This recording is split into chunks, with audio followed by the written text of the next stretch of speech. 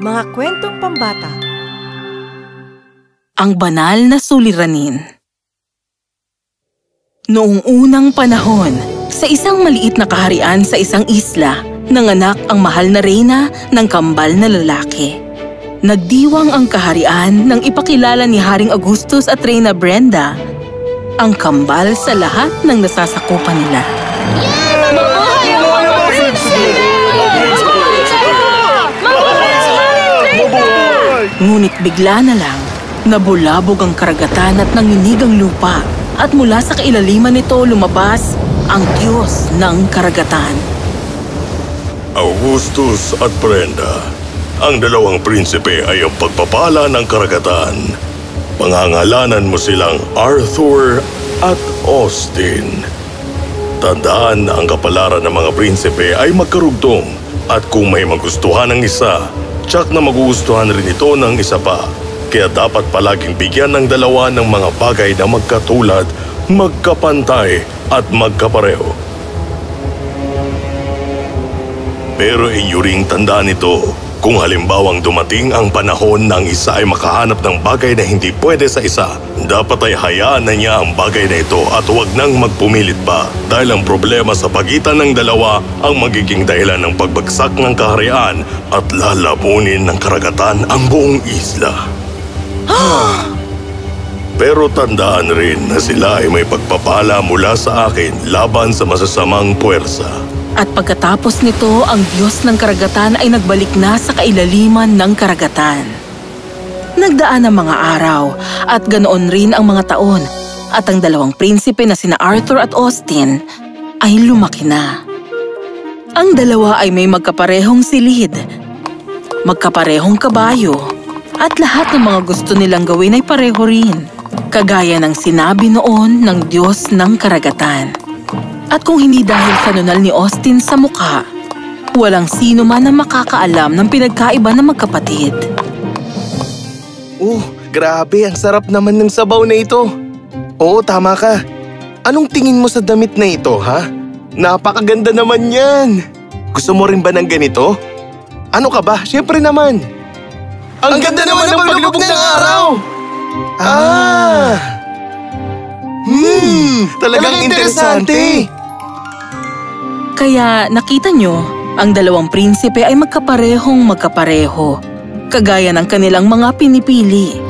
Ang hari at ang reyna ay talaga namang napakasaya. Ngunit, ang mga araw ng kasiyahan ay malapit nang matapos. Pero sa ngayon, lumayo muna tayo sa kaharian na nasa isla sandali at magtungo sa maliit na nayon sa baybayin. Ito ay si Samantha at si Samantha ay kasalukuyang binabangungot. Isang bangungot na dumarating sa kanya tuwing gabi. Samantha! Samantha! Samantha! Tulungan mo ako!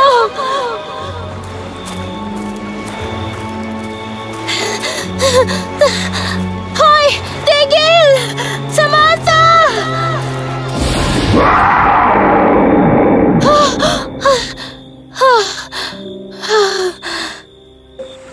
Sa mga nakalipas na 2 taon, gabi-gabi na lang palaging nananaginip ng masama si Samantha. At dagdag pa rito, nawala rin ang kanyang memorya. Tama, wala siyang naaalalang kahit ano tungkol sa buhay niya. Namumuhay lang siya ng simple, base sa pagkakaalala niya. Ang mga taga-nayon na sinusubukan niyang kausapin ay nilalayuan siya. Akala nila'y siya'y isinumpa. Hindi rin nila pinapayagang lumapit sa kanya ang kanilang mga anak.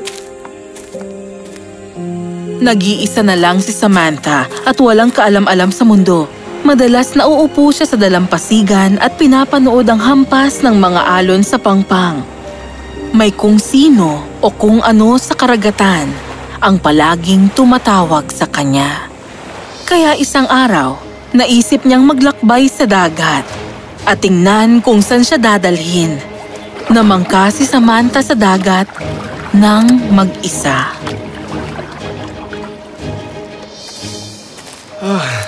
Napakaganda naman ng umagang ito. Teka, ano kaya yun? Mukhang may taong nawalan ng malay sa piraso ng kahoy. O hindi! Tutulong ako!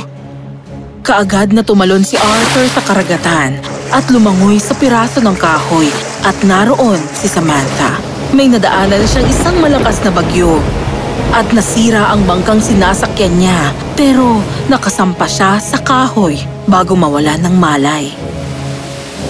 Ibinalik siya ni Arthur ng ligtas sa pampang.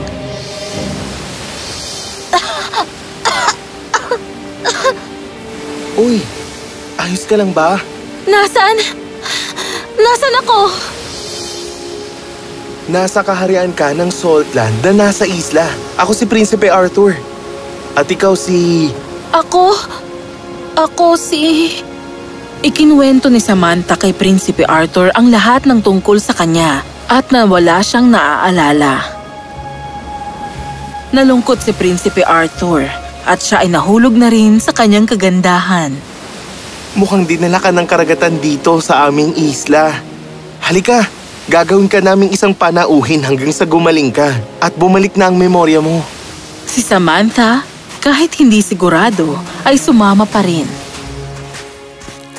Sa mga sumunod na araw, si Prinsipe Arthur at Samantha ay palaging magkasama. At si Samantha na nag-akalang nakalimutan niya ng ngumiti, ngayon ay masayang tumatawa. Si Prinsipe Arthur sa kabilang banda ay nagsimula ng mahulog ang loob sa kanya. Alam mo, napakaganda mo talaga. Sana makuha mo ang lahat ng kaligayahan sa mundo at sana bumalik na ang mga alaala mo. Salamat, Prinsipe Arthur. Talagang napakabuti niyo po sa akin. Arthur na lang ang itawag mo pakiusap. Arthur! Arthur! Arthur! Nasaan ka na, kapatid ko? Nakabalik na si Austin sa kanyang pagbisita sa Karatig Isla. Hindi siya nakagalaw nang makita niya si Samantha. Austin, kamusta ang paglalakbay niyo? Ayos naman. Babalik sina ama at ina pagkalipas ng ilang araw. Namimiss ko na ang ating kaharian, kaya... Sino naman siya? Siya si Samantha. At Samantha, siya naman ang kakambal ko, si Austin. Ngumiti si Samantha. Namangha siya sa hindi maipagkakailang pagkakatulad ng dalawang magkapatid. Ikinuwento ni Arthur ang lahat ng tungkol kay Samantha at muli na naman silang pinaglaruan ng magkarugtong nilang kapalaran. Nakaramdam si Austin ng kakaiba sa puso niya. Kinagagalak kitang makilala, Samantha. Nang gabing yon, si Austin, na balisa at hindi mapalagay, ay kinausap ang kanyang kapatid. Arthur, ang babaeng yun. Si Samantha. Ako'y napakaganda niya, hindi ba? Alam mo, minamahal ko na siya. Oh, ikaw? Mahal mo na siya? Nakaramdam si Austin ng matinding kirot sa kanyang puso, pero mahal niya ang kapatid niya. Ngumiti siya at umalis na. Sa mga sumunod na araw, pinagmasdan ni Austin ang kapatid niya at si Samantha na madalas magkasamang dalawa. Kung minsan, nagagalit siya at minsan naman, wala siyang magawa. Oh, kapatid ko, paano ako titira rito sa kahariang ito habang nakikita kayo ng babaeng mahal ko rin? Hindi ko na ito kakayanin pa at hindi mo maintindihan ang nararamdaman kong sakit. Ngayon, isa lang ang paraan para magkahiwalay tayo. Kailangan mo kong kamuhian. Nang araw ring yun, ang hari at reyna ay nagbalik na mula sa kanilang paglalakbay at kinausap naman nila si Austin. Ama, sino po ba ang magiging hari ng Land of Salt? Ako o si Arthur? Ano bang klaseng tanong yan, Austin? Kaya nang lagi kong sinasabi, kayong dalawa ang mamumuno nito. Hindi! Hindi ito makatwiran! Gusto ko pong maging hari. Ako lang! Kung hindi, aalis ako sa kahariang ito. Naku naman anak ko, huwag kang magsalita ng ganyan. Hindi ko pwedeng hayaang magkaroon ng isa at mawala ng isa. Kung gano'n nakapag-desisyon na ako ay aalis na po. Hindi anak ko, wala kang alam. Merong isang banal na suliranin na nagaganap ngayon. Kailangan mong... At ng oras na yon, isang malakas na lindol ang yumanig sa lupa. Nagsimula na ito! Nagsimula nang lumubog ang isla! Kailangan nating pigilan si Austin! Ang hari at Reyna ay umalis para kausapin si Arthur at nakita nila siyang kasama si Samantha. Anak, ang kapatid mo... sino naman siya? Kinuwento ni Arthur sa kanila tungkol kay Samantha. Ama, nagmamahalan po kaming dalawa. Gusto na namin magpakasal. Nanlaki ang mga mata ng hari at Reyna. Oh, hindi. Kung ganon, ito pala ang dahilan. Anong dahilan, Ama? Sinabi ng hari kay Arthur ang lahat ng tungkol sa banal na suliranin at kung paano nagdesisyon si Austin na lisanin ng kaharian.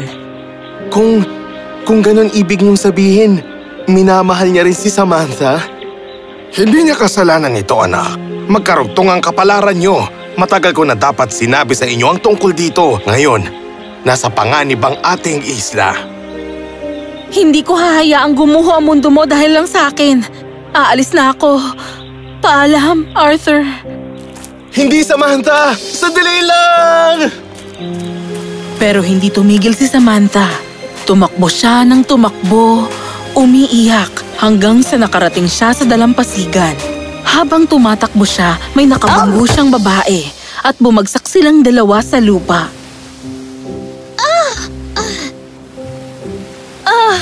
Ano? Pasensya na. Ano? Nagtinginan ng dalawa at gulat na gulat sila sa nakita dahil magkamukhang magkamukha sila. Ikaw! At sino ka? At bakit kaya kamukhang kamukha kita? At ng oras na yon, may mangkukulam na lumabas sa bahay at nagulat siya nang makita ang dalawang magkasama.